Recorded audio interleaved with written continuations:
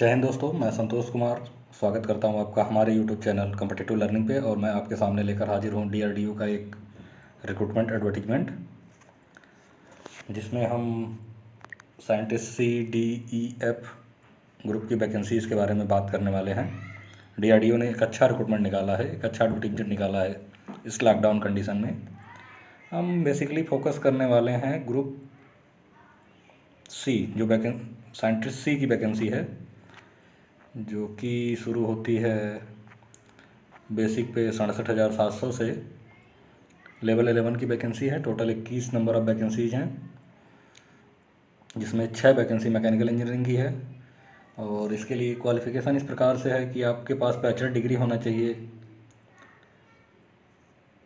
Mechanical engineering में, production engineering या production and industrial engineering, aeronautical engineering, aerospace engineering में 3 साल का आपके पास एक्सपीरियंस होना चाहिए in the field of design और डेवलपमेंट और प्रोडक्शन ऑपरेशन मेंटेनेंस में, प्लांट के ऑपरेशन मेंटेनेंस के लिए या फिर मशीनरी के ऑपरेशन और मेंटेनेंस के लिए, इंटीग्रेशन ऑफ मैकेनिकल सिस्टम में, assembly in QA and QC of mechanical aeronautical system, experience in documentation procedure and preparation of user document और डॉक्यूमेंटेशन के लिए आपकी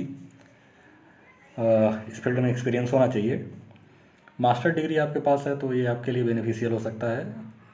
कुछ विदेशी भाषाओं का ज्ञान जैसे कि जर्मन, फ्रेंच, रशियन, जापानीज और चाइनीज या फॉरेन लैंग्वेज जानते हैं तो आपके लिए बेनिफिशरी हो सकता है इस एडवर्टीजमेंट में। आपके बैचलर डिग्री के दौरान जो आपके कोर्स में mechanical and automation engineering, mechanical and production engineering और मैकेट्रॉनिक्स इंजीनियरिंग जरूर रूप से सम्मिलित होना चाहिए।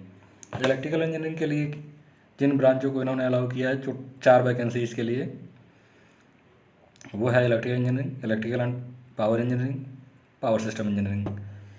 एजुकेशनल क्वालिफिकेशन में जो एसेंशियल क्वालिफिकेशन है उसमें फर्स्ट क्लास बैचलर की डिग्री होनी चाहिए आपके पास इलेक्ट्रिकल इंजीनियरिंग में, इलेक्ट्रिकल एंड पावर इंजीनियरिंग में, पावर सिस्टम इंजीनियरिंग में किसी भी रिकग्नाइज यूनिवर्सिटी से। 3 साल का एक्सपीरियंस होना चाहिए सब स्टेशन के डिजाइन प्रोडक्शन या ऑपरेशन मेंटेनेंस के लिए, एचवीएसी प्लांट के मेंटेनेंस और प्रोडक्शन के लिए। इलेक्ट्रिकल सेफ्टी पावर सिस्टम का 3 साल का एक्सपीरियंस हो, या फिर ईएमसी डिजाइनिंग के लिए और एनालिसिस ऑफ कम्युनिकेशन सिस्टम का 3 साल का एक्सपीरियंस होना चाहिए। मास्टर डिग्री अगर आपके पास है और विदेशी भाषाओं का जैसे कि जर्मन, फ्रेंच, रशियन, जापानीज और चाइनीज का ज्ञान है तो आपके लिए बेनिफिशरी हो सकता है। आपके बैचलर के करिकुलम में इलेक्ट्रिकल इलेक्ट्रॉनिक्स जरूर रूप से सम्मिलित होना चाहिए। ऐसे ही इलेक्ट्रॉनिक्स एंड कम्युनिकेशन इंजीनियरिंग के लिए 6 सीटें निकाले हैं इन लोगों ने, जिसमें कि electronics and communication engineering, electronics and telecommunication engineering के लोग एलिजिबल होंगे। जो इसेंशियल क्वालिफिकेशन है, फर्स्ट क्लास बैचलर डिग्री चाहिए हमारे पास इलेक्ट्रॉनिक्स एंड कम्युनिकेशन इंजीनियरिंग में, electronics and telecommunication engineering में 3 साल का एक्सपीरियंस चाहिए होगा रिलेवेंट फील्ड में, जैसा कि मेंशन है। और मास्टर डिग्री अगर आपके पास है तो आपके लिए बेनिफिशरी होगा। फॉरेन लैंग्वेज जैसे कि जर्मन, फ्रेंच, रशियन, जापानीज और चाइनीज का अगर ज्ञान है तो आपके लिए बेहतर होगा। आपके बैचलर डिग्री के दौरान आपके करिकुलम में ये सब्जेक्ट जैसे कि electronics and communication engineering, electronics engineering, telecommunication engineering, electronics and computer engineering, electronics and control engineering, electronics and communication engineering, electronics and instrumentation engineering, electronics and telematics engineering, industrial electronics, telecommunication and information technology, applied electronics and instrumentation technology, electronics and electrical communication engineering, electrical with communication engineering जरूर रूप से सम्मिलित होना चाहिए। Computer science की 3 vacancy है। इसके लिए भी हमें फर्स्ट क्लास बैचलर डिग्री चाहिए, 3 साल का रिलेवेंट एक्सपीरियंस चाहिए, विदेशी भाषाओं का ज्ञान आपके लिए बेनिफिशरी हो सकता है, मास्टर डिग्री आपके लिए बेनिफिशरी हो सकती है।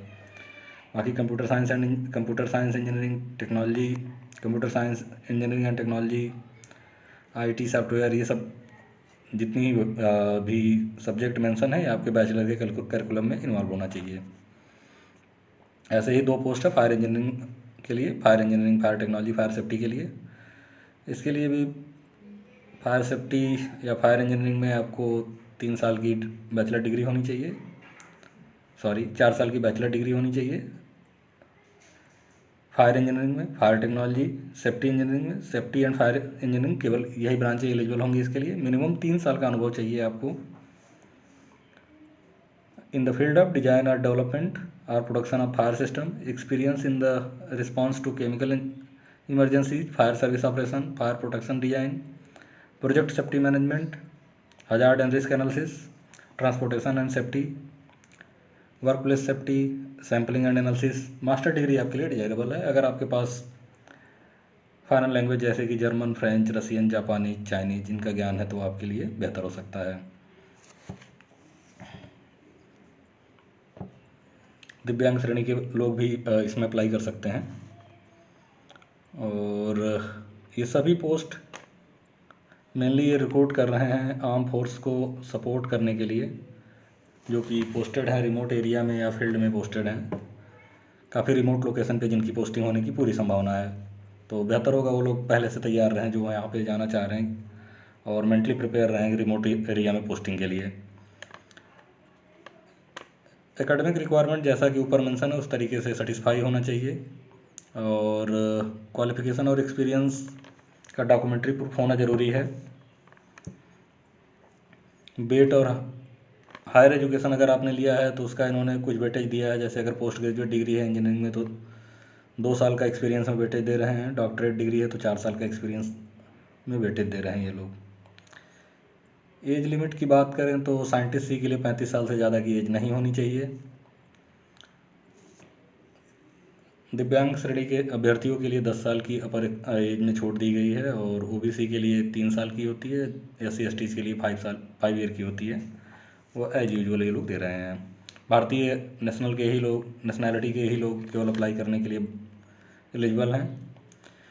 इसको अप्लाई करने के लिए हमें rac.gov.in पे जाके अप्लाई करना होगा, उस पर रजिस्ट्रेशन करना होगा, और जो भी डिटेल मांग रहे हैं उसे फुलफ़िल करना होगा।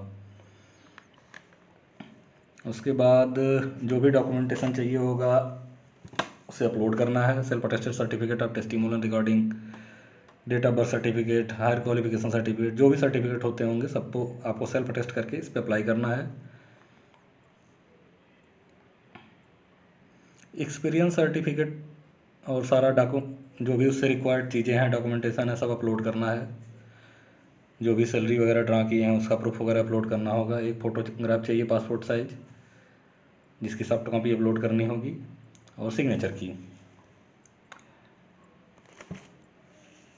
100 रुपये का एप्लीकेशन फ़ीस है। काफ़ी जेन्युइन रेट हमेशा ही DRDO के एडवर्टीजमेंट में रहता है, जो कि अप्लाई करने के लिए ये लोग मांगते हैं। और जो शॉर्ट लिस्टिंग करेंगे ये लोग, जो हम अप्लाई कर रहे हैं इस फॉर्म के बेसिस पे शॉर्ट लिस्ट करेंगे जो एलिजिबिलिटी क्राइटेरिया है इनकी, और बाद में आपको इंटरव्यू के लिए कॉल करेंगे। इंटरव्यू के लिए शॉर्ट लिस्ट होने के बाद आपको इनके सेंटर पे जाके इंटरव्यू देना होगा और आप सेलेक्ट हो जाएंगे।